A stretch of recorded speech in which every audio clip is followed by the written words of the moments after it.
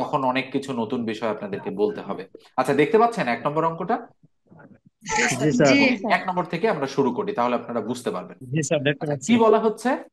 60 litre 7 litre. Kerosene ও পেট্রোলের মিশ্রণের অনুপাত কত দেওয়া আছে? 7:3। 7:3। 7:3। এটা দশম বিসিএস এর অঙ্ক। দেখেন, বলা হচ্ছে ওই মিশ্রণে আর কত লিটার পেট্রোল মিশালে অনুপাত হবে 3:7। তো এই অঙ্কটা আমরা দুই মেথডে করব। দুই মেথডের মধ্যে প্রথমে আমরা ডিটেলস মেথডে করব এবং এরপরে আমরা শর্টকাট মেথড আপনাদেরকে দেখাবো। তাহলে কি বলা আছে বলেন তো দেখি, মোট মিশ্রণ কত? মোট মিশ্রণ ষাট। কত? মোট 60। মিশ্রণ 60 ষাট লিটার। লিটার এটা বলা আছে। আচ্ছা, বলেন তো দেখি, কেরোসিন আর পেট্রোল বলা আছে, তাহলে আমি লিখলাম কেরোসিন আর লিখলাম পেট্রোল। পেট্রোল। তাহলে কেরোসিন আর পেট্রোল অনুপাতটা কত? 7 অনুপাত কত? 3। 3। তাহলে কেরোসিন হচ্ছে 7 আর পেট্রোল হচ্ছে 3। আমরা এই পর্যন্ত লিখলাম। এখন বলেন তো দেখি, ক্লাস 7-এ কিন্তু অনুপাত সমানুপাত নামে একটা চ্যাপ্টার আছে। নতুন সিলেবাসে আছে কিনা আমি জানি না, পুরাতন সিলেবাসে ছিল। তো বলা হচ্ছে যে ওই মিশ্রণে আর কত লিটার কি মেশাতে বলেছে? পেট্রোল। পেট্রোল মেশাতে পেট্রোল। বলেছে। তাহলে আমরা ধরে নিব যে কতটুকু পেট্রোল মেশাবো আমরা? X। এক্স লিটার এক্স আমরা লিটার। পেট্রোল মেশাবো, এটা আমরা কিন্তু ধরে নিব যে ধরি আমাদের এক্স লিটার পেট্রোল মেশাতে হবে, এটা আমরা কিন্তু ধরে নিব। আচ্ছা, বলেন তো দেখি, মোট মিশ্রণ যদি 60 লিটার হয়, হ্যাঁ। কেরোসিন যদি থাকে 7 আর পেট্রোল যদি থাকে 3, 3। আচ্ছা বলেন তো দেখি তাহলে অনুপাতের যোগফল কি? 60, 7, 67, তিন 67, তিন 70। অনুপাতের আর সাত যোগফল, থেকে অনুপাতের 10। যোগফল কত? 10। 7 10। আর 10। আচ্ছা, 10 10 স্যার। অনুপাতের যোগফল। আচ্ছা বলেন তো, মোট মিশ্রণের মধ্যে কেরোসিন কতটুকু আছে? কেরোসিন আছে, কেরোসিন আমরা 7%। লিখবো 7 লিটার। 60, হ্যাঁ। এর 60। নিচে 10, উপরে 7। বলেন তো হুম। দেখি ক্লাস 7-এ আপনারা এইভাবে করছেন কিনা? জি অবশ্যই। স্যার। জি স্যার। শূন্য শূন্য ক্রস করে দিলাম, তাহলে 6 সাথে কত লিটার শতকরার কেরোসিন মতো আছে? 42 লিটার। 42 লিটার। এবার বলেন তো পেট্রোল কতটুকু আছে? আমরা যদি পেট্রোল বের করি, তাহলে পেট্রোল আছে, এবার কি 18 লিখবো? লিটার আছে স্যার। 60। 60, 60 এর বাই নিচে 10, 60-এর তার উপরে 3 3। ভাগ 10। তাহলে 3। 6 10 60, আর 3 10 কত?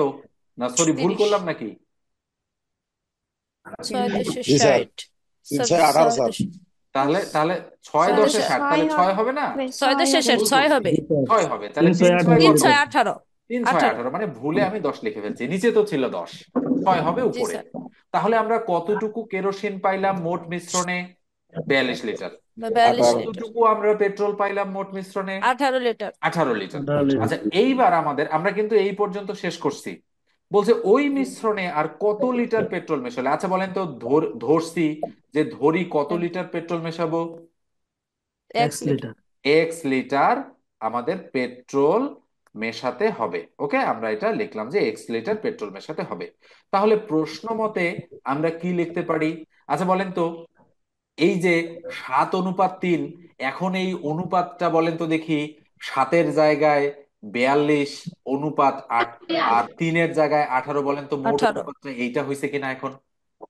জি জি স্যার। স্যার। অবশ্যই। 42 আর আচ্ছা, 18। 42:18 মানে কি? 42/18 এটা লেখা যায় না? জি জি স্যার। স্যার। আমরা জানি অনুপাতও যা ভগ্নাংশও তা, মানে অনুপাত একটি ভগ্নাংশ, এটা একটা উপপাদ্য হ্যাঁ। কিন্তু আমাদের, যে অনুপাত একটা ভগ্নাংশ। তাহলে প্রশ্ন মতে উপরে 42, তার নিচে 18 আমরা লিখতে পারি কিনা হ্যাঁ, বলেন আমাকে? লিখতে পারি জি স্যার। স্যার। পারি, লিখতে পারি। আর কি মেশাতে বলছে বলেন তো দেখি এখানে?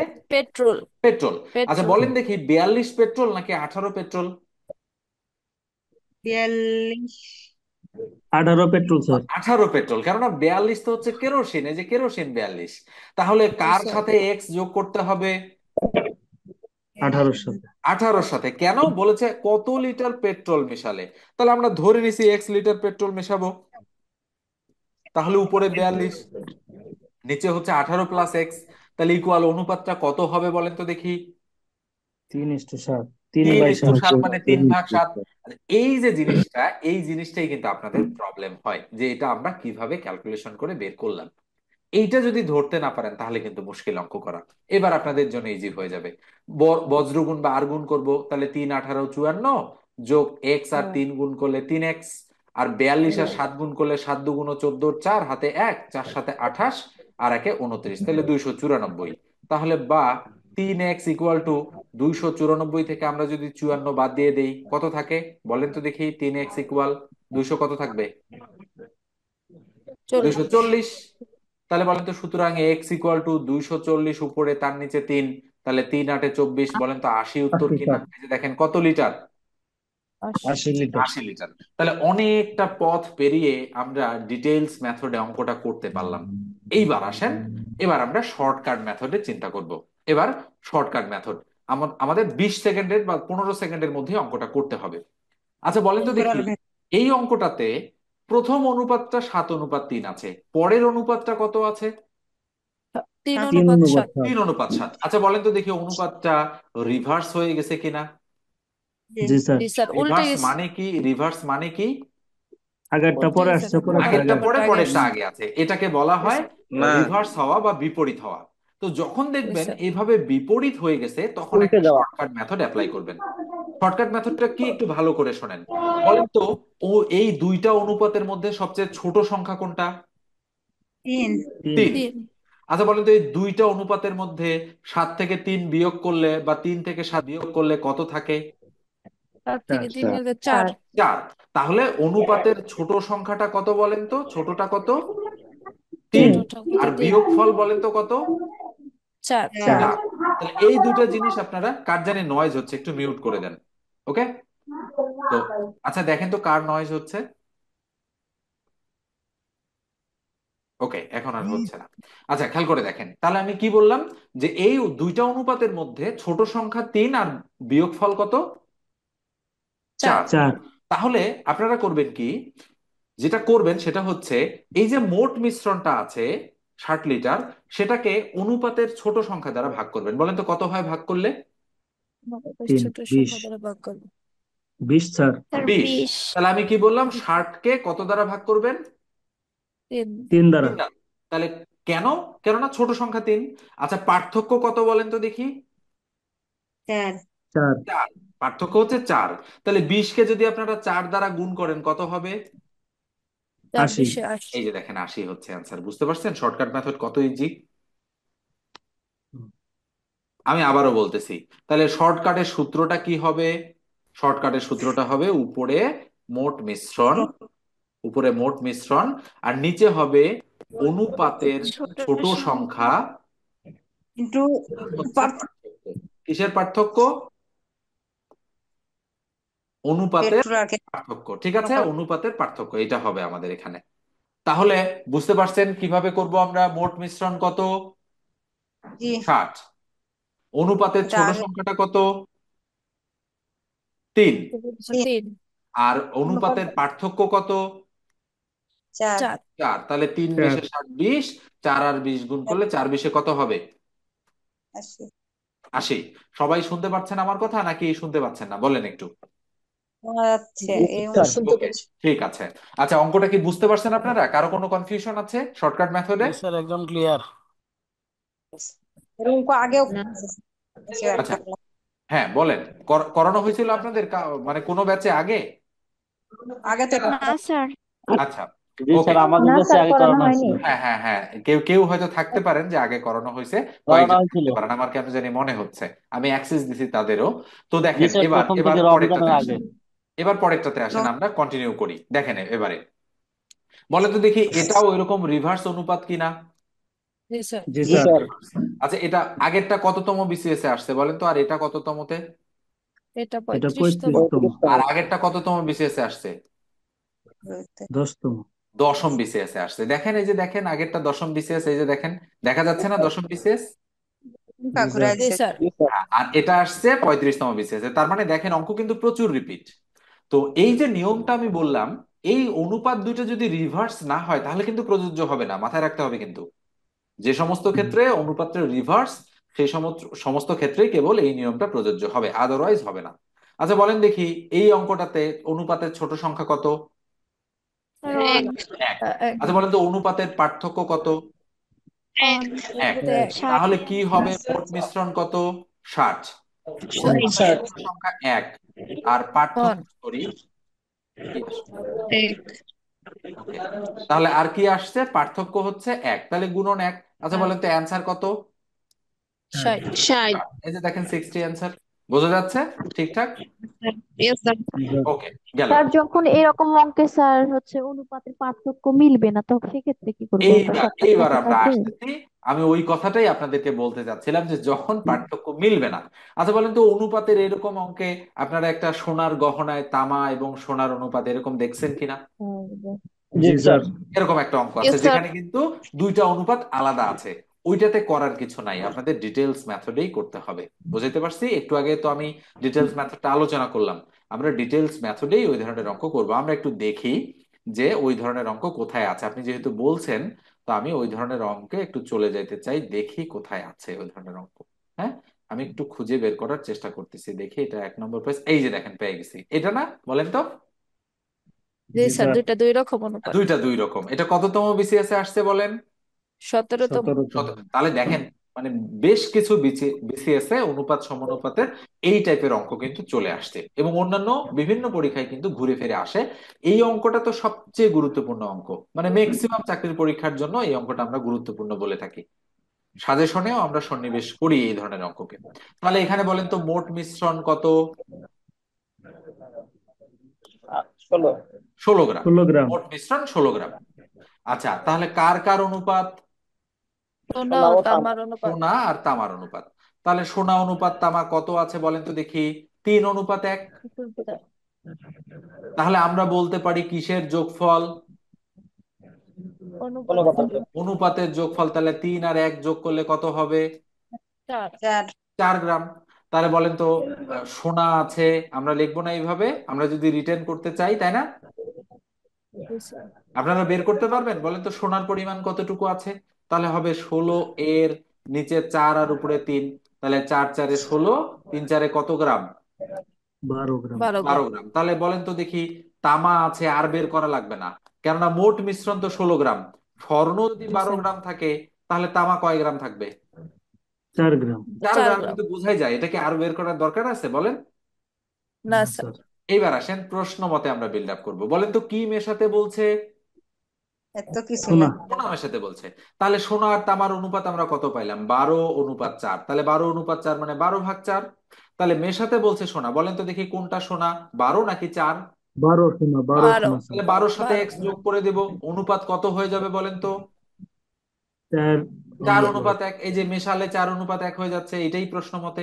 তাহলে বা 4 আর 4 গুণ করলে 16, আর 12 প্লাস এক্স কে 1 দিয়ে গুণ করলে 12 প্লাস এক্স যা আছে তাই থাকবে, আর 4 4 গুণ করলে 16, এই যে আর গুণ বা বজ্রগুণ। তাহলে বলেন তো এক্স ইকুয়াল টু 16 মাইনাস 12। তাহলে 16 থেকে 12 মাইনাস করলে কত থাকে? 4 থাকে। 4। 4 থাকে। এই যে 4 গ্রাম। বুঝতে পারছেন? অঙ্ক বুঝতে পারছেন? জি স্যার। এটা এইভাবে ছাড়া স্যার অন্য সুন্দর কোনো ওয়ে করে নাই। বলেন। এটার কোনো শর্টকাট মেথড আসলে নাই। ঠিক আছে? জি স্যার। যদি এখানে যদি এখানে 4:1 না থেকে 1:3 থাকতো, তাহলে কি করা যাইতো? তাহলে আগের নিয়ম ফলো করা যেত। হ্যাঁ, তাহলে শর্টকাট করা যেত আগের নিয়মে। জি কিন্তু স্যার। এখানে যেহেতু এরকমটা আমাদের নাই, তো সেক্ষেত্রে আমরা শর্টকাট করতে পারবো না। আমাদের যা আছে এইভাবেই আমাদের কিন্তু সলিউশনটা করে ফেলতে হবে। কারো কোনো প্রশ্ন থাকলে আপনারা প্রশ্ন করতে পারেন। আছে কারো কোনো প্রশ্ন? হ্যাঁ স্যার। ওকে, আমরা কিন্তু অনুপাত দেখুন সমানুপাতের আরেকবার বলেন। গুরুত্বপূর্ণ একটা টাইপ আরেকবার। শেষ করে ফেললাম। এটা কিন্তু আমাদের টাইপ 1, অনুপাত সমানুপাতের টাইপ 1।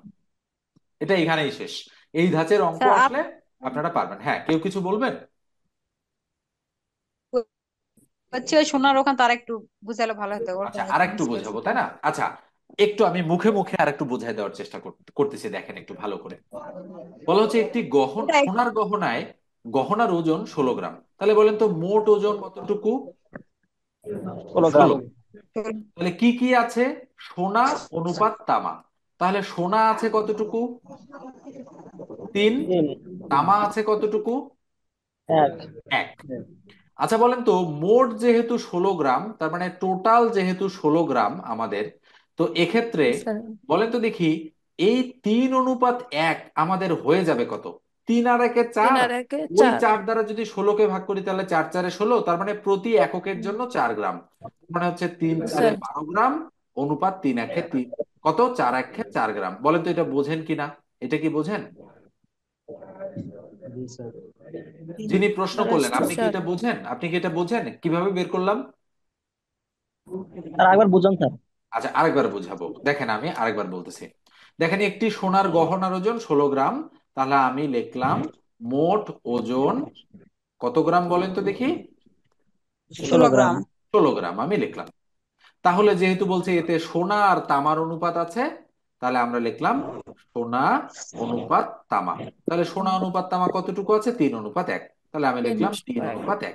আমি কিন্তু একেবারে ডিটেলস করাচ্ছি। এখন আমাদের জি বের ওটা করতে হবে এই যে মোট 16 গ্রাম গহনাটা আছে, এই গহনাটাতে আসলে কতটুকু সোনা আর কতটুকু তামা আছে।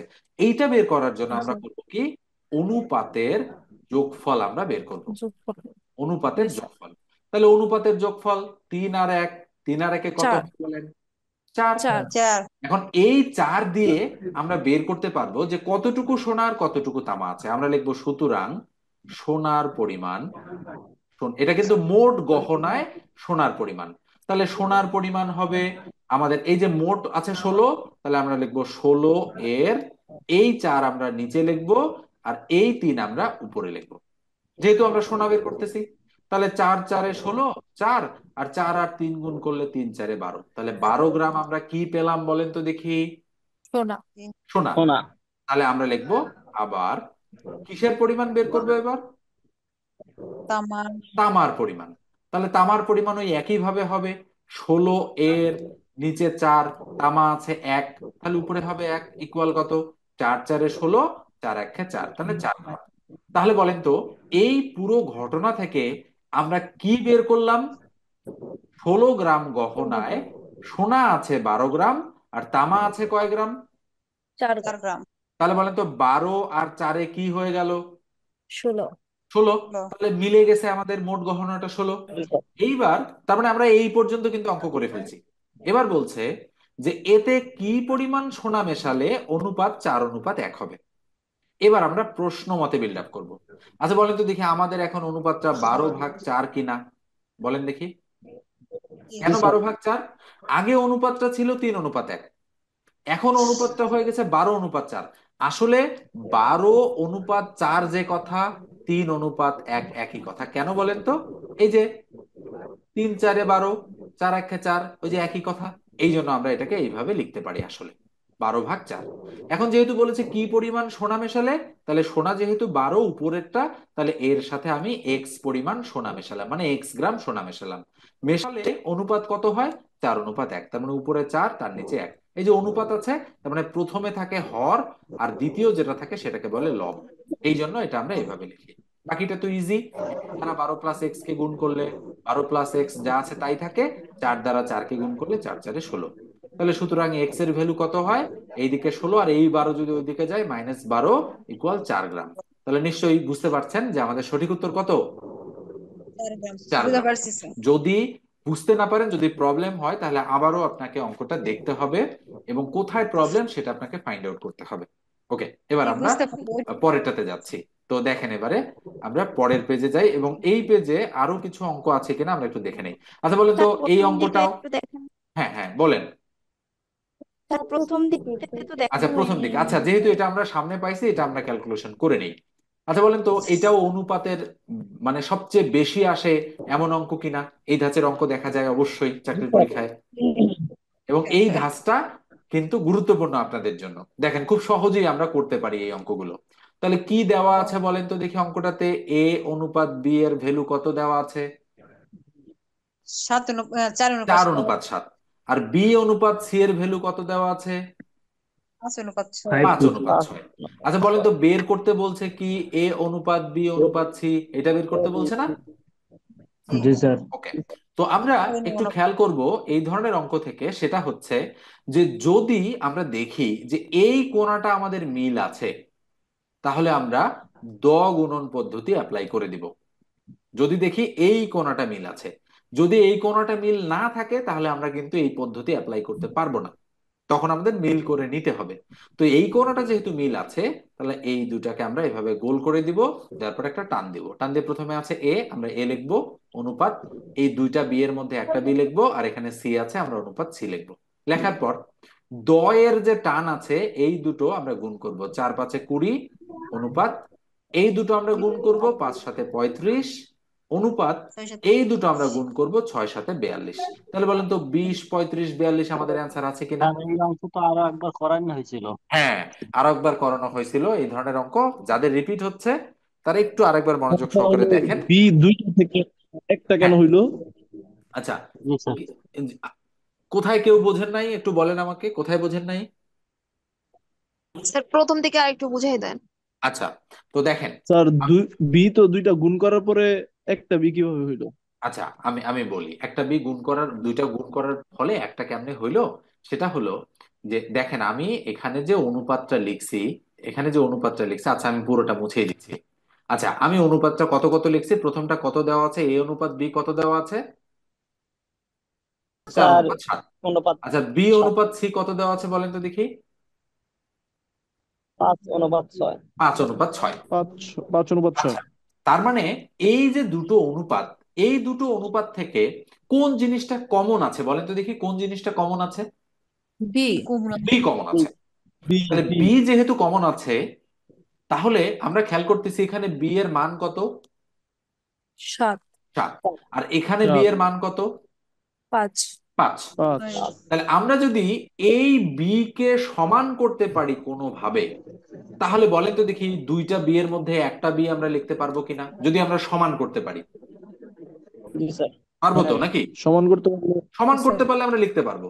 আমি যদি বলি বি মানে 15 আর এই বি মানেও 15, তাহলে বলেন তো আমি বি ইকুয়াল বি, তার মানে বি আমি লিখতে পারবো কিনা? জি স্যার পারবো। জি তাহলে আমাদের টার্গেট হচ্ছে এই বি কে সমান করা।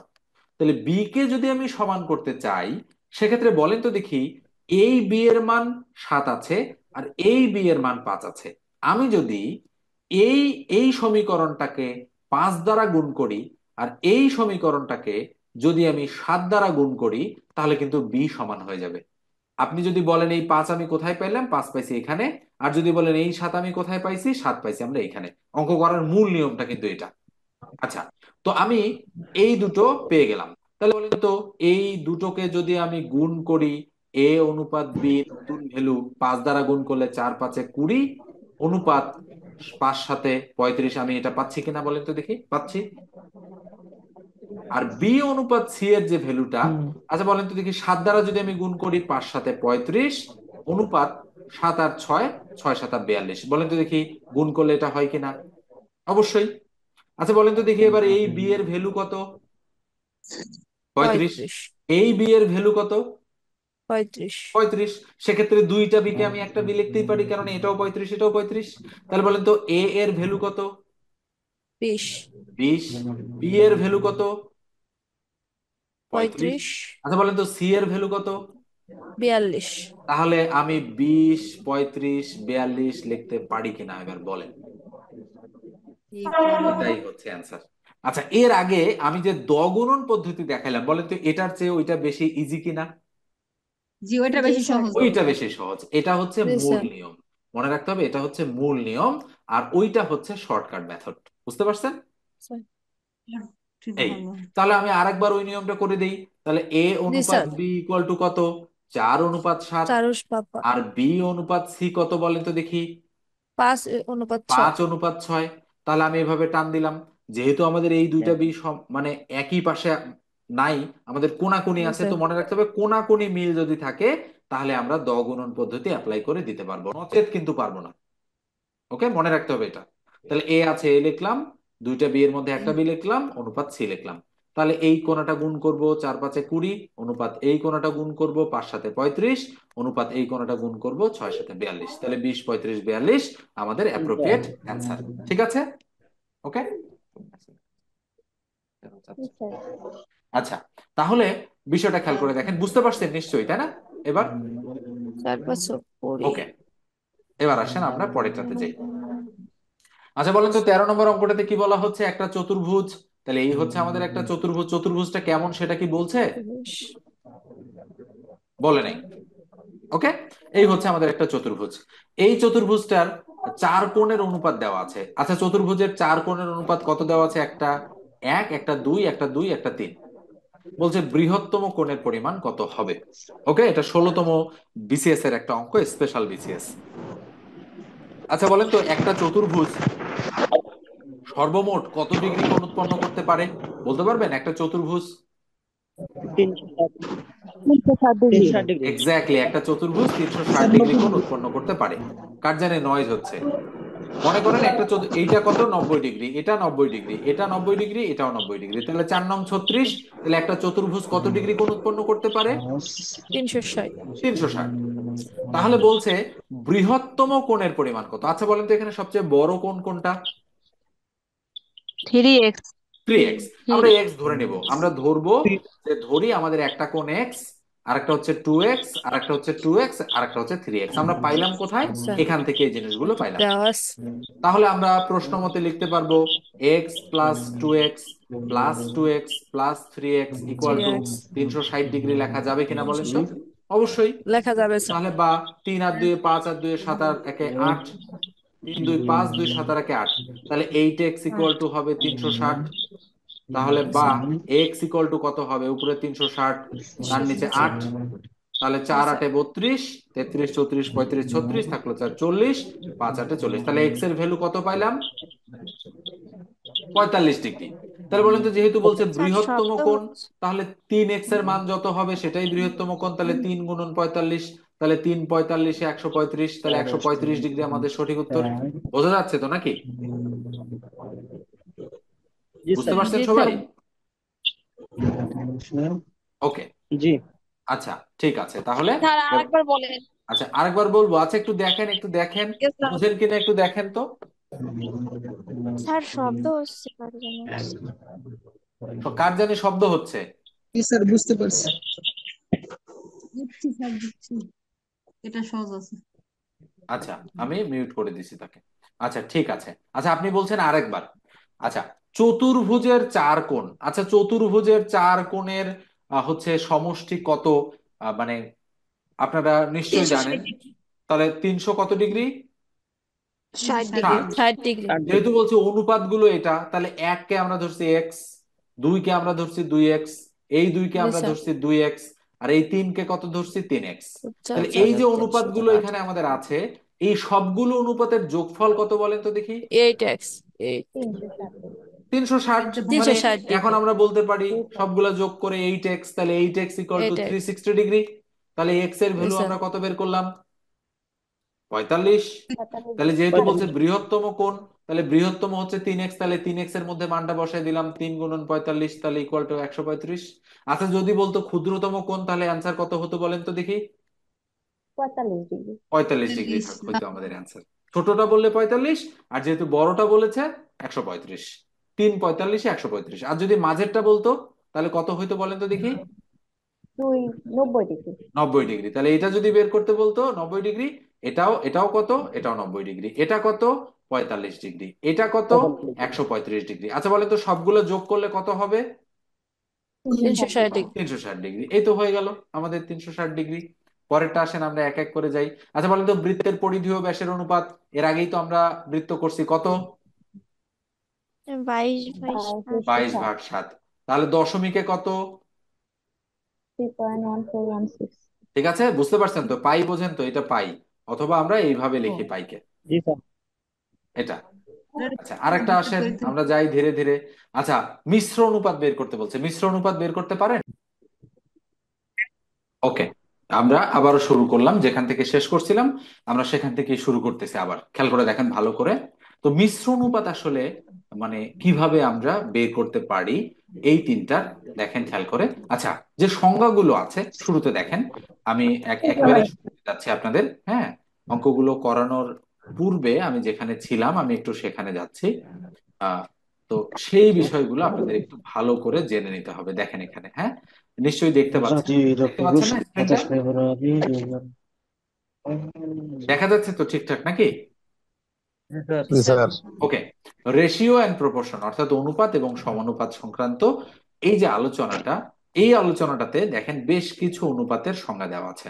সরল অনুপাত, লঘু অনুপাত, গুরু অনুপাত, একানুপাত, এরপরে আছে ব্যস্তানুপাত মানে ইনভার্স রেশিও, যেটা আমি একটু আগে বললাম, ইনভার্সের কথা বললাম না, ওই যে দেখেন এক জায়গায় 3:1, এক জায়গায় 1:3, এক জায়গায় ছিল 4:1, 1:4। বলেন তো এগুলো কি অনুপাত? ব্যস্ত ব্যস্ত অনুপাত। ব্যস্ত অনুপাত। তাহলে 3:4 ব্যস্ত অনুপাত কত? 4:3। 4:3, অর্থাৎ 4 উল্টাই অনুপাত দিলেই ব্যস্ত অনুপাত হয়ে যাচ্ছে একটা জিনিসকে। তাহলে ব্যস্ত অনুপাত বুঝছেন আপনারা। তাহলে বলেন তো মিশ্র বা যৌগিক অনুপাত কি? এটাই এটাই ছিল ওই প্রশ্নটা। তাহলে কয়টা অনুপাত আছে? একটা, দুইটা, তিনটা, ধরেন তিনটা অনুপাত আছে। এই তিনটা অনুপাতের মধ্যে মিশ্র অনুপাত হবে। আচ্ছা বলেন দেখি, এই অনুপাতটার প্রথমটা কত? 5। এটার প্রথমটা কত? 3। এটার প্রথমটা কত? 2। তাহলে একটা 5, একটা 3 আর একটা 2। বলেন তো এগুলো গুণ করলে কত হয়? 30। 30। তাহলে এটার প্রথম অনুপাতটা হবে 30। আচ্ছা বলেন তো এটার দ্বিতীয়টা কত? 6। এটার দ্বিতীয়টা কত? 4। আর এটার দ্বিতীয়টা কত? 3। তাহলে 4 6 24, 3 24 কত? 72। 72। তাহলে বলেন তো 30 অনুপাত 72 হচ্ছে কিনা? জি স্যার। 30:72 হচ্ছে। তো এটা হলো আমাদের কি বের করলাম আমরা? আমরা বের করলাম হচ্ছে মিশ্র অনুপাত। ব্যস্ত অনুপাত। কার মিশ্র ও ব্যস্ত অনুপাত? যৌগিক অনুপাত। এই তিনটা রাশির মিশ্র কি অনুপাত অনুপাত? স্যার। ব্যস্ত অনুপাত।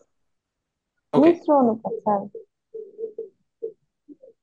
কেউ কিছু বললেন আমাকে? স্যার হ্যাঁ স্যার, মিশ্র এটা মিশ্র অনুপাত। মিশ্র অনুপাত স্যার অনুপাত এটা। বের করলাম। আচ্ছা, ও সরি, মিশ্র বা মিশ্র অনুপাত, যৌগিক ব্যস্ত অনুপাত। অনুপাত না, আমি ভুল বলছি। এটা হচ্ছে আমরা ব্যস্ত অনুপাত পড়ছি এর আগেই, ঘুরে গেলে ব্যস্ত অনুপাত। আর যদি হচ্ছে মানে মিশ্র বা যৌগিক অনুপাত বলে, তাহলে এই আমি যদি বলি 5:6, এটার এইটাকে বলে পূর্ব রাশি। দেখেন, পূর্ব রাশি, আর এটাকে বলা হবে উত্তর রাশি। উত্তর রাশি। তাহলে আমরা বলবো মিশ্র অনুপাত কি? আমরা বলবো যে একাধিক মিশ্র অনুপাতের, মানে একাধিক অনুপাতের পূর্ব রাশিগুলোর গুণফল পূর্ব রাশিতে, আর উত্তর রাশিগুলোর গুলোর গুণফল উত্তর রাশিতে আমরা যদি স্থাপন করি, তাহলে যে নতুন অনুপাত পাবো সেই অনুপাতটাকে বলা হবে যৌগিক অনুপাত বা মিশ্র অনুপাত। এই হচ্ছে আমাদের হিসাব এখানে, আর কিছুই না। ঠিক আছে। তারপরে দ্বিগুণ অনুপাত আছে, তারপরে দ্বিভাজিত অনুপাত আছে, ধারাবাহিক অনুপাত আছে, সমানুপাত আছে, ক্রমিক সমানুপাত আছে। এই জিনিসটা আপনাদের জন্য গুরুত্বপূর্ণ, মনে রাখবেন। ক্রমিক সমানুপাতের ক্ষেত্রে এই সূত্রটা আপনাদের জন্য প্রযোজ্য। মনে রাখবেন, যদি ক্রমিক সমানুপাত হয়, তাহলে প্রথম রাশি আর তৃতীয় রাশি, এই দুটোর গুণফল সমান দ্বিতীয় রাশির উপর হোল স্কয়ার হবে। মনে রাখতে হবে কিন্তু, কি সমানুপাত হলে? ক্রমিক সমান। ক্রমিক সমানুপাত হলে। তাহলে ক্রমিক সমানুপাত হলে সূত্র কি হবে? প্রথম রাশি আর তৃতীয় রাশির গুণফল যা হবে, দ্বিতীয় রাশির বর্গ তাই হবে। এটা হলো ক্রমিক সমানুপাতিকের সূত্র। একটু ভালো করে আপনাদের এই জিনিসটা মাথায় রাখতে হবে। ক্রমিক সমানুপাত যদি হয় তাহলে এটা হবে আমাদের। শুধু সমানুপাত হলে কিন্তু এটা হবে না, ক্রমিক সমানুপাত হলে কিন্তু এই জিনিসটা ঘটবে। আচ্ছা, এরপর আসেন। আর যেটা বলা জরুরি সেটা আমি আরেকটু বলি। যদি শুধু সমানুপাত হয়, খেয়াল করে দেখেন, কার জানে নয়েজ হচ্ছে, একটু মিউট করে দেন। যদি শুধু সমানুপাত হয় তাহলে কি হবে? ওকে, যদি শুধু সমানুপাত হয়, মনে রাখবেন শুধু সমানুপাতের ক্ষেত্রে আমরা মানে প্রথম আর দ্বিতীয় এই দুটোর গুণফল যা পাবো, তৃতীয় আর চতুর্থ এই দুটোর গুণফলও আমাদের সমান হবে। এই দুটো সমান হবে কি হলে বলেন তো? সমানুপাত। সমানুপাত শুধু হলে। সমানুপাত হলে। তাহলে শুধু সমানুপাত হলে প্রথম আর দ্বিতীয় গুণ করে যেটা হবে, তৃতীয় আর চতুর্থ গুণ করলে ওইটাই হবে। কিন্তু যদি আমাদের সমানুপাতটা কি হয়? ক্রমিক সমানুপাত হয়, সেক্ষেত্রে আমরা এই সূত্রটা প্রয়োগ করব। এই দুইটা কিন্তু আসলে উপরে স্কোয়ার হিসেবে, ইনটু আকারে না, এটা তারা ভুল করছে ইনটু আকারে দিয়ে। এবার আসেন আমরা মানে অঙ্কগুলোতে চলে যাচ্ছি। কোথায় আছে আমাদের অঙ্কগুলো? এই যে এখানে আছে। আমরা আরো বেশ কিছু অঙ্ক দেখব এখান থেকে। তো সর্বমোট এই সিরিজে দেখেন কতগুলো অঙ্ক আছে, কয়টা অঙ্ক আছে এখানে? 62। 962টি। 962। তাহলে অনুপাত সমানুপাতের এ পর্যন্ত চাকরির পরীক্ষায় কতগুলো অঙ্ক আসছে? 962টা। এর মধ্যে ধরেন মিনিমাম, ধরেন আমি যদি কম, মানে যদি কমও হয়, তারপরেও 500-র কাছাকাছি অঙ্ক রিপিট আছে। মানে রিপিট অঙ্ক কতগুলো আছে? 500। 500 অঙ্কই রিপিট। তার মধ্যে ধরেন আমি বলতে পারি 400 বা 450 অঙ্কের মতো মানে হচ্ছে আলাদা আলাদা অঙ্ক আছে। তাছাড়া ম্যাক্সিমাম অঙ্কই আপনি রিপিট পাবেন। আমি যদি পেজগুলো একটু আপনাদের দেখানোর চেষ্টা করি, এখানে মোট 65টা পেজ আছে। আমি একেবারে রিসেন্ট চাকরির পরীক্ষার প্রশ্নগুলোতে চলে যাচ্ছি। দেখেন এগুলো রিসেন্ট, দেখেন এগুলো, এই যে দেখেন 2022-এর প্রশ্ন আছে এটা। তারপরে শেষে আসেন, এই যে দেখেন এটা, এটা 2023-এর প্রশ্ন, বাংলাদেশ পল্লী বিদ্যুতায়ন বোর্ডে আসছে এই প্রশ্নটা। আচ্ছা, এরপরে আসেন, এই যে প্রশ্নগুলো গেল, এখানে 64 নাম্বার পেজে আসি আমরা, এটাতে একটু দেখি। এই যে দেখেন এটা আছে। আচ্ছা, শেষ দিক থেকে আমরা আসি, তাহলে সুবিধা হবে আমাদের। আচ্ছা, কি আছে এখানে প্রশ্নগুলো? ক এর আয় খ এর আয় অপেক্ষা, এটা পার্সেন্টেজের অঙ্কে আমরা করব। ওকে, এটা আমরা অনুপাত সমানুপাতে করব না। তাহলে 559, দেখেন একটু আগেই কিন্তু আমরা এই ধরনের অঙ্ক দেখলাম একটা, এটা আবারও আছে। তারপরে হ্যাঁ, একটু আগে কিন্তু আমরা এটা দেখলাম 959 নম্বর অঙ্কটা। এটা আমরা প্রথমে একবার দেখছি, মাঝখানে একবার দেখলাম, এবার আবারও আমরা দেখতেছি, মানে রিপিট, প্রচুর রিপিট এটা। হ্যাঁ, আচ্ছা, এই যে এগুলো দুটো হচ্ছে, সংখ্যার এটা কিন্তু অনুপাত লসাগু দুই গসাগু টাইপ, অনুপাত এটা দেখেন লসাগু গসাগু টাইপ, এটা দশ- কি অনুপাতের অঙ্ক? এটা তো সহজ না স্যার অঙ্কটা। এটা এটা এটা কিসের অঙ্ক? অনুপাতে এটা এটা অনুপাত, ভগ্নাংশের অঙ্ক অনুপাত এবং স্যার, লসাগু ভগ্নাংশের গসাগু অঙ্ক। দুইটাতেই এটাকে ফেলানো যায়, কেননা এখানে একটা কি আছে? অনুপাত। দুইটা অনুপাত। সংখ্যার অনুপাত অনুপাত এবার আর গসাগু লসাগু আছে, দেওয়া এবার আছে। লসাগু আছে। সংখ্যা তাহলে এই দুইটির অঙ্ক খুব ইজিলি লসাগু। সমাধান করা যায়। এই অঙ্ক করার শর্টকাট মেথড এবং ডিটেলস মেথড, এই দুটাই আপনারা জানেন নাকি আমি করে দিব বলেন? স্যার, স্যার করে করে দিব? দেন। 3 গুণন 2 গুণন 4। হ্যাঁ, হয়ে গেল। তাহলে আমরা যদি লসাগু বের করি, তাহলে সিরিয়ালি গুণ করে দিতে হবে। 424। 3 গুণন 2 গুণন 4, তাহলে 3 2 গুণ 6, 4 6 24, এটা হচ্ছে আমাদের সঠিক উত্তর। তাহলে এটা শর্টকাট মেথড, এটা যে তো এটা যে শর্টকাট মেথড, এটা লসাগু শর্টকাট সমান মেথড। আর যদি সবগুলা করে ডিটেলসে দিচ্ছেন। করতে চান, ডিটেলস মেথডটা শিখবেন? ডিটেলস গুণ মেথড করে দিচ্ছেন। শিখবেন? না, এটা লাগবে যে না। ডিটেলস। ডিটেল মেথড 3x আচ্ছা, 2x। ওকে, আমি ডিটেলসটা একটু স্যার আলোচনা করি। ডিটেলস মেথডটা একটু আচ্ছা, ডিটেলস মেথড করলে ঠিক আছে। ভালো হয়। আচ্ছা, আমি ডিটেলসে করাচ্ছি, একটু ভালো করে খেয়াল করে দেখেন ডিটেলস। আচ্ছা, কি দেওয়া আছে? দেওয়া আছে কয়টা সংখ্যার অনুপাত? 2টা সংখ্যার অনুপাত। দেওয়া আছে দুটি সংখ্যার অনুপাত। কত বলেন তো? 3x 2x। 3:2, এটা দেওয়া দেওয়া আছে তো এটা। হ্যাঁ, জি এটা স্যার। দেওয়া আছে, আমরা তো দেওয়া আছে তো এটা ধরতে পারবো না। তাহলে এবার আমরা না, ধরবো ধরি। যে ধরি হচ্ছে একটা 3x আর একটা কি 2x। 2x, এটা আমরা ধরলাম। যে ধরি একটা একটা হচ্ছে 3x আর একটা হচ্ছে 2x, এইবার আমরা লিখতে পারবো। ধরি না লেখা পর্যন্ত এটা লেখা। তাহলে বলেন তো, একটা যদি 3x হয় আর একটা যদি 2x হয়, তাহলে এদের গসাগু বলেন তো দেখি। তাহলে এদের গসাগু আমরা মাঝখানে এই অনুপাত ব্যবহার না করে আমরা মাঝখানে কমা ব্যবহার করি, একটা 3x আর একটা 2x। তাহলে বলেন তো দেখি এদের গসাগু। আচ্ছা, গসাগু, তাহলে বলেন তো 3x আর 2x এর গসাগু কত হবে বলতে পারবে? এক্স। এক্স হবে। গসাগু মানে কি? গসাগু মানে এই দুটোর মধ্যে কি মিল আছে বলেন তো, কি মিল আছে? মিল, শুধু এক্স মিল আছে। এক্স, শুধু এক্স। তার মানে গসাগু হচ্ছে এক্স। এই জায়গায় অনেকের প্রবলেম হতে পারে। তাহলে বলে তো গসাগু কত দেওয়া আছে? 4। 4। 4। তাহলে প্রশ্ন মতে বলেন তো x = 4 আমাদের বলা আছে কিনা গসাগু 4? জি স্যার। বলা আছে। তাহলে বলছে এদের সংখ্যা দুটির কি জানতে চাইছে? লসাগু। আচ্ছা, তাহলে আমরা বলতে পারি সংখ্যা দুটি, মানে লসাগু। সংখ্যা দুটি। আচ্ছা, বলেন তো সংখ্যা দুটি কি? একটা 3x আর একটা 2x কিনা? জি স্যার। তাহলে 3x, এক্স এর ভ্যালু যেহেতু 4, তাহলে 3 4 12 একটা, আর এক্স এর ভ্যালু যেহেতু 4, তাহলে 4 2 8 একটা। বলেন তো সংখ্যা দুটির একটা 12 আর একটা 8 কিনা? হ্যাঁ, জি স্যার। অবশ্যই। তাহলে এবার সংখ্যা দুটির কি জানতে চাইছে? লসাগু। লসাগু। লসাগু। তাহলে বলেন তো 12 আর 8 এর লসাগু কত হবে? 2। 6 2 12, 4 24। 2 8, 2। 3 2 6, 2 2 4। তাহলে বলেন তো 2 × 2 × 3 × 2, এটা লসাগু।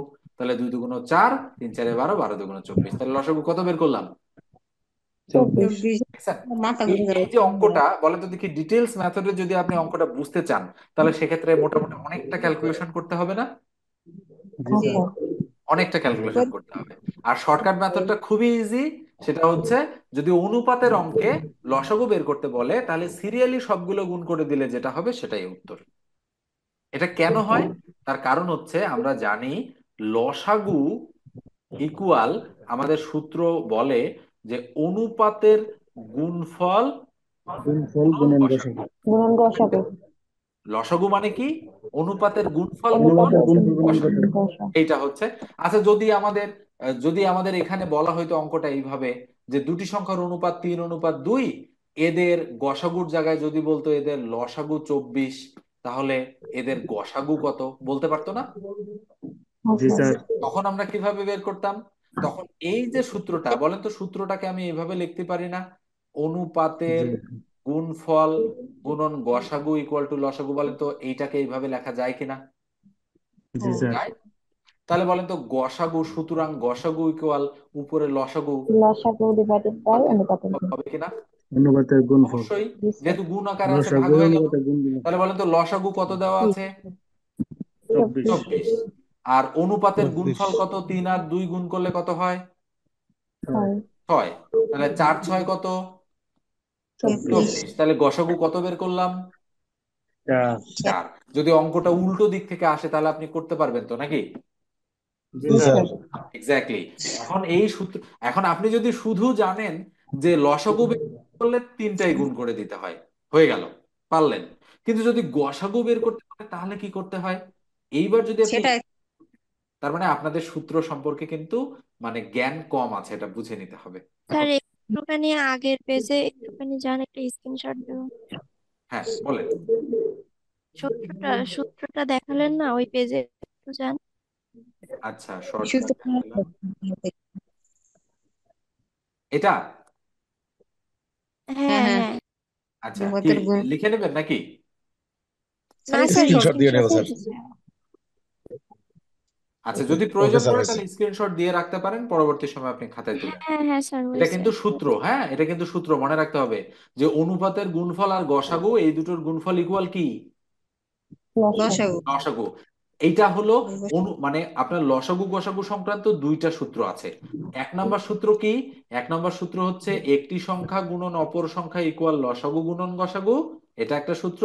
আর সূত্র নাম্বার 2 কি? লসাগু ইকুয়াল অনুপাতের গুণফল গুণন কি?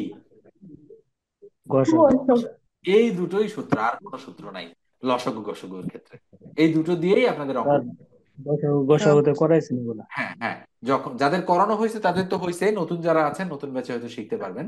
তো এক্ষেত্রে দেখেন এগুলো আসলে মানে ক্ষেত্রফল মানে এগুলো জ্যামিতি ধাঁচের অঙ্ক, এগুলো অনুপাতে দিয়ে দিছে তারা এমনিতেই, চাইলে কিন্তু করা সম্ভব। হ্যাঁ হ্যাঁ স্যার এগুলো তো বৃত্তের ভিতরে এগুলো করছে। বৃত্তের, আচ্ছা এই অঙ্কটা আমরা করছিলাম না বৃত্ত করার হ্যাঁ সময়? হ্যাঁ এক্স্যাক্টলি, কিন্তু এই হ্যাঁ অঙ্কটা স্যার। করছিলাম, মনে আছে কিনা আপনাদের জানি না, করছিলাম তো এই জি অঙ্কটা। জি স্যার স্যার। করাইছেন। হ্যাঁ করানো হয়েছে, এই যে দেখেন আজকে আপনি 17তম প্রভাষক নিবন্ধন পরীক্ষার অঙ্ক করানো হয়েছে।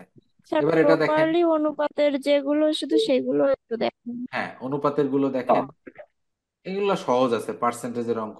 এই যে এটাও তো পারবেন আপনারা, দেখেন তো এটা পারবেন কিনা? 955, হ্যাঁ স্যার এটা তো 9800 টাকা পারবো। এত অনুপাতে ভাগ করলে বৃহত্তর ও ক্ষুদ্রতর অংশের পার্থক্য কত? তাহলে একটাকে 2x ধরবেন, একটাকে 3x, একটাকে 4x আর একটাকে 5x। তাহলে কার কার ভ্যালু বের করবেন এখানে? 2x টু আর আর 2x 5x এর। তার মানে ক্ষুদ্রতর বৃহত্তরটা স্যার। হচ্ছে 5x আর ক্ষুদ্রতরটা হচ্ছে 2x। এই দুটোর ভ্যালু বের করে মাইনাস করে দিলে আমাদের মাইনাস কিন্তু করে দিলেই হবে। জি স্যার। মানে পার্থক্য যেহেতু বলছে মাইনাস করে দিতে হবে, পারবেন না করতে? হ্যাঁ স্যার জি পারবেন। স্যার। পারা যাবে, ঠিক আছে, এটা পারা যাবে। আমরা পরেরটাতে আসি এক এক করে। এটা এটা তো বৃত্তের অঙ্ক, আমাদের দরকার নেই আসলে একটাও মানে বৃত্তের। একই অঙ্ক দেখেন একাধিক ক্যাটাগরিতে পড়ে আর কি। অনুপাত লেখা আছে তাই অনুপাতে ফেলছে, কিন্তু বৃত্ত লেখা আছে তাই বৃত্ততেও ফেলা যায়, তাই না? স্যার এইটা মিশ্রণের যে অঙ্কগুলো ওইগুলো সবগুলো একটু দেখাই দিলেই হচ্ছে। হ্যাঁ স্যার পিতা মিশ্রণের পুত্রের অঙ্ক অঙ্কে একটু আছে। প্রবলেম আছে। আচ্ছা এটা কি করে দেবো আমি? পিতা পুত্রের অঙ্কটা 953 অনুপাতে দেখেন তো স্যার একটু, এটা দেখার দরকার গড়ের আছে। ভিতর না স্যার, গড় বয়সের ভিতর না স্যার এই অঙ্ক। হ্যাঁ তারপরে একটু করে দেন। আচ্ছা করে দিব, স্যার আচ্ছা। এটা করে দেন স্যার। আচ্ছা ঠিক আছে আমি করে দিচ্ছি, দেখেন ভালো করে তাকান। কি বলছে? পিতা ও পুত্রের গড় কত? 30 বছর। 30 30 বছর। বছর। আচ্ছা বলেন তো দেখি, পিতা পুত্রের গড় 30 মানে পিতা আর পুত্রের বয়সের সমষ্টি কত? 60 বছর। 60 বছর। কেন? কেননা দুইজনের গড় যদি 30 হয়, 30 লাগে 2 গুণ। গড় মানে 30 দুগুণ 60, দুইজনের বয়সের সমষ্টি, তাই না? জি জি স্যার। স্যার। এটা আমরা বুঝি। তাহলে বলছে, বলেন তো দেখি 6 বছর পর তাদের বয়সের অনুপাত কত হবে? 5:1। 5:1। তাহলে 5:1 মানে কি? 5:1 মানে আমরা বলতে পারি 5:1 যদি এরকম হয় কয় বছর পূর্বে বলছে বলেন তো? 6 বছর আচ্ছা সরি, পূর্বে 6 বছর বলে নেই, বলছে 6 বছর কি পরে পরে। পরে। আচ্ছা বলেন তো, 6 বছর পরের যে ঘটনাটা ঘটবে, তাহলে হ্যাঁ। পুত্রের সাথে মানে পুত্র 6 বছর প্লাস হবে, পিতাও। আচ্ছা এই অঙ্কটাতে কোথাও কোথাও কম বেশি আছে কিনা আমরা একটু দেখে নেই, হ্যাঁ। দেখেন, স্যার আমাদের গড়ের আলাদা ক্লাস নেবেন না? হ্যাঁ গড়ের যখন আলাদা ক্লাস নিব তখন তো এই ধরনের অঙ্ক আমি বোঝাবোই, হ্যাঁ এই হ্যাঁ, বিষয়ে কোনো তখনই সন্দেহ নাই। আচ্ছা দেখেন, এই তখন এই এই সুবিধা এই হবে। অঙ্কটা দেখেন। তো এই যে দেখেন, আমাদের এখানে সলিউশনটা একটু ভালো করে দেখেন। সেটা হলো কি, এই যে পরে, পরে, তাহলে পরে আর পূর্বে এই দুটো বিষয় কিন্তু ফারাক আছে। আচ্ছা পরে মানে কি বলেন তো, কি হবে? পরে প্লাস। মানে যোগ। পূর্বে মানে কি বলেন তো দেখি? বিয়োগ। বিয়োগ। মাইনাস। তাহলে আমরা তো এইটা বুঝি, আমরা তো এই লাইনটা বুঝি যে পিতার বয়স পুত্রের বয়সের এই দুইজনের বয়সের গড় 30 হলে সমষ্টি 60। এটা তো বুঝি নাকি? জি জি। স্যার। হ্যাঁ। এটা বুঝি। আচ্ছা 5:1 মানে কি? 5:1 মানে আমি যদি এক্স কল্পনা করি, তাহলে বা ক কল্পনা করি, তাহলে একটা যদি 5 ক হয়, বলেন তো আর একটা ক হবে কিনা, বা 1 ক হবে কিনা? 1 ক তো আর দেওয়া হয় না, শুধু কি, ক। ও শুধু ক আমরা বলতে পারি। তাহলে 5 ক কার বয়স? পিতা। পিতা। পিতার। আর শুধু ক কার বয়স? পুত্রের। পুত্র। পুত্র। এখন এটা এটা কিন্তু বর্তমান না, এটা কয় বছর পর? 6 বছর পরে স্যার। 6 বছর পর। 6 বছর। এই দুটো যদি আমরা যোগ করি, মনে করেন আমি 5 ক আর ক যোগ করলাম, বলেন তো দেখি এই এই দুইটার যোগফল, এই দুইটা জিনিসের যোগফল 6 বছর আগের ঘটনা কিনা? এটা 6 বছর আগের ঘটনা। এখন যদি আমি বলি 6 বছর পর, আচ্ছা বলেন তো দেখি 6 বছর পর হইলে এই দুইটার সাথে মানে পিতার সাথেও 6 যোগ পুত্রের সাথেও 6 যোগ হবে কিনা? জি স্যার। অবশ্যই ঘটনাটা এটা ঘটবে। তার মানে বিষয়টা এইটা দাঁড়াচ্ছে, ভালো করে একটু খেয়াল করে দেখেন, মানে 5 ক হচ্ছে পিতার বয়স আর ক হচ্ছে পুত্রের বয়স। তাহলে বলেন দেখি এই দুইটার যোগফল আমাদের কত দেওয়া আছে? কত দেওয়া আছে? 30। 30। 30 না, কিন্তু যোগফল বলছি, পিতা আর 60। পুত্র। 60। এই দুটো 60। যোগফল স্যার 60। 60 60। বছর। 30 × 60। আমি যোগ দিছি না, মাঝখানে যোগ চিহ্ন দিছি না, তাই না? জি স্যার। 60। তাহলে এইটা হচ্ছে পিতা ও পুত্রের বয়সের গড় 30। তার মানে এই জিনিসটা কিন্তু মানে এই লাইনটা কিন্তু এইটাকে নির্দেশ করতেছে, খেয়াল করে দেখেন, এটা 5:1 কে। এখন যেহেতু বলছে 6 বছর পর, আচ্ছা বলে তো 6 বছর পর মানে 60-এর সাথে কি শুধু 6 যোগ, নাকি আরো না স্যার, 6 যোগ? 12। বলেন তো। এবং পুত্র দুইজনের স্যার। রাইট, দুইজনই বাড়ছে 6 বছর পর, মানে কি পিতাও 6 বছর প্লাস হয়েছে, পুত্রও পুত্র 6 বছর প্লাস হয়েছে। প্লাস হয়েছে পুত্র। হ্যাঁ। তার জি। মানে 5 ক আর ক এই দুটো যোগ করে বলেন তো 60 আর 6 ছেষট্টি, ছেষট্টি আর 6 কত? 72। 72। ইংরেজি বাংলা মিক্স হয়েছে, যাই হোক। তাহলে 5 ক তাহলে 6 ক ইকুয়াল টু 72। তাহলে বলেন তো ক ইকুয়াল কত? 72-কে 6 দ্বারা ভাগ করলে কত হয়? 12। 12। 12। এখন 12 বলছে, তাহলে 12 কিন্তু আমরা এক যে 12 বের করছি, এখন এই 12 বের করার পর 12 কিন্তু আমরা অ্যান্সার হিসেবে দেখাতে পারবো না। কারণ কি? কারণ বলছে পুত্রের বর্তমান বয়স কত। আচ্ছা বলেন তো 6 বছর পরে পুত্রের বয়স যদি 12 হয়, তাহলে পুত্রের বর্তমান কত? 6। এই যে 6, অঙ্কটাতে কিন্তু প্যাচ আছে, প্যাচ আছে না যথেষ্ট? জি স্যার। যথেষ্ট স্যার প্যাচ আছে। অঙ্কটা আবার একটু বুঝাইলে ভালো আবার হয় আবার স্যার। একটু আবার একটু আমি বোঝাচ্ছি, ভালো করে বুঝি একটু, নাই স্যার। ভালো জি। করে একটু মনোযোগ দিবেন। দেখেন এখানে কি বলা হচ্ছে, দেখেন। আচ্ছা পিতা ও পুত্রের বয়সের গড় 30। তার মানে বলেন তো দেখি এই জিনিসটা মানে বর্তমান বর্তমান মনে হচ্ছে কিনা? হ্যাঁ। মনে হচ্ছে, এটা তো বর্তমান তাই না, যেহেতু শুরুতে বলে দিচ্ছে, আমাদের একটা কন্ডিশন ঘোষণা করে দিচ্ছে যে পিতা ও পুত্রের বয়সের গড় 30। তার মানে আমরা কি বুঝবো, যেহেতু এখানে কোনো কিছু বলা নাই, তাহলে আমরা তো বর্তমানই বুঝবো, তাই না? জি স্যার। জি স্যার। বর্তমান 30। তাহলে বলেন তো এই দুইজনের বয়সের সমষ্টি কত? 60। এই দুজনের বয়সের সমষ্টি 60। এখন যেহেতু বলছে যে 6 বছর পরে তাদের বয়সের অনুপাত 5:1, 6 বছর পরের ঘটনা কিন্তু, জি স্যার। 6 বছর পরে, এটা 6 বছর পরে এই অনুপাতটা হবে, মাথায় রাখতে হবে। তাহলে আমি যদি জি। বলি 6 বছর পরে তাদের বয়সের অনুপাত যেহেতু যদি এটা হয়, তাহলে আমি এই অনুপাতটাকে আমি ধরলাম অনুপাতকে এক্স, তাহলে একটা হচ্ছে 5x আর একটা হচ্ছে এক্স, আমি দুইটা এক্স। ধরলাম, এক্স এক্স। ধরলাম, এবার ক না ধরে এই দুইটা ধরলাম। আচ্ছা বলেন তো দেখি, এই দুইটা জিনিস কি 6 বছর পরের ঘটনা কিনা? জি স্যার। জি স্যার। বলা হচ্ছে 6 বছর পরে তাদের বয়সের অনুপাত, তার মানে এই ঘটনা দুটো কিন্তু 6 বছর পরের। তাহলে 6 বছর হবে। পরের যদি ঘটনা হয়, তাহলে বলেন তো বর্তমানে তাদের সমষ্টি কত? 60। 60। বলো তো 6 বছর পরে তাদের বয়সের সমষ্টি কত হবে? স্যার 72 বাড়বে। 72 তাহলে 12 যোগ, তাহলে 60 আর 12 কত হবে বলেন তো? 72 72। তাহলে বলেন দেখি 6 বছর পরের ঘটনা মানে এই দুটো যোগ করলে 72 হবে কিনা? জি স্যার। এই হচ্ছে ঘটনাটা। স্যার 72 জি। কেমনে হলো স্যার? আচ্ছা খেয়াল করে দেখেন 72 কেমনে হলো। আমি আমি আরেকটু বলতেছি আপনাদের, 72 কেমনে হলো বুঝতে পারতেছেন না। দেখেন এখানে আবার তাকান আপনারা, আবার ভালো করে তাকান। আচ্ছা এই যে আমি এখানে লিখলাম এই দুইজনের বয়স, এইটা আমি লাইন কেটে দিলাম, এই লাইনটা কেটে দিলাম, লাইনটা নাই। তাহলে পিতা ও পুত্রের বয়সের সমষ্টি কত? 60 বছর। 60। এটা আমি কেটে দিলাম যে পিতা আর পুত্র এই দুজনের বয়সের সমষ্টি 60, এটা বর্তমানে, এটা কিন্তু বর্তমান। জি স্যার। এবার বলছে 6 বছর পরে তাদের বয়সের অনুপাত 5:1। তাহলে 6 বছর পরে যদি 5:1 হয়, তাহলে পাঁচকে আমি 5x ধরলাম আর এককে আমি এক্স ধরলাম, এই দুটো আমি ধরে নিলাম। জি। ধরে নেওয়ার পরে আমি করলাম কি, আমার কাছে বর্তমান বয়স আছে, সমষ্টি বর্তমান বয়সের সমষ্টি আছে কত আছে? 60। 60। 60 আছে। তাহলে আচ্ছা বলেন তো আরে এই দুটো কিছু কি না, বর্তমান? কিছু এই পর দুটো কি আমি বর্তমান? খাওয়া দাওয়া আমি গরম আমাকে করে একটু ভালো দিলাম। করে বলেন এই দুটো কি বর্তমান? না স্যার, এই 6 দুটো বছর কি? পর। এই দুটো কি 6 বছর পরে। 6 বছর পরের ঘটনা। তাহলে 6 বছর জি। পরের ঘটনা যদি এই দুইটা হয়, তাহলে এই দুইটার যোগফল হবে কি? বর্তমান প্লাস 6 বছর পরে। স্যার বয়সের আহ সমষ্টি এটা তো বর্তমানের বুঝতে পারছি, সমষ্টি মানে তাই না? একজনের জন্য স্যার 6 বছর, একজনের দুইজনের জন্য জন্য হয় 12 তাহলে বছর। দুইজনের জন্য 6 6 12 হচ্ছে, কেননা 6 বছর পরে জি স্যার, পিতার বয়সে এখন শুধু বুঝতে পারছি। পুত্র কি বড় হবে না বলেন তো? জি জি হ্যাঁ জি জি, অবশ্যই। দুইজনই দুইজনের বড় জন্য হবে। 12 বছর। এই জন্য 60 আর 12 72, তার মানে 6x স্যার ইকুয়াল টু এই 60 72। বছর এটা সমষ্টি বর্তমানের না? আচ্ছা খেয়াল করে দেখেন, আমি যদি বলতাম, আমি যদি আপনাকে বলতাম যে 5x plus x equal to 60, আচ্ছা বলেন তো তাহলে এই জিনিসটা, এই জিনিসটা কি? এটা বর্তমান। বর্তমানের।